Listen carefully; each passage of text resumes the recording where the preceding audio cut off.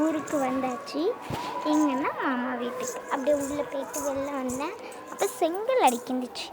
எதுக்குன்னு பார்த்தப்ப தான் மாமா சொன்னாங்க, பின்னாடி வந்துட்டு ஷெட் போடுறாங்கலாம் அதனால். அப்புறம் இங்கே உள்ள மரம் செடிலாம் காமிக்கிறேன். ஃபஸ்ட்டு வந்துட்டு முருங்கை மரம், இங்கே ஒரு தென்னை மரம், அங்கேயும் ஒரு முருங்கை மரம் இருக்குது. அப்புறம் நிறைய வந்துட்டு தென்னந்தோப்பு மாதிரி தென்னை மரம்லாம் நிறையவே இருக்குது. அங்கே தான் வந்துட்டு கிழங்கெல்லாம் வந்துட்டு எடுப்பாங்க. அப்புறம் இங்கே ஒரு முருங்கை மரம் இருக்குது. இது இங்கே தான் வந்துட்டு ஷெட்டு போட போகிறாங்க. அதுக்கு எல்லாமே கம்பி எல்லாமே இது பண்ணிட்டாங்க.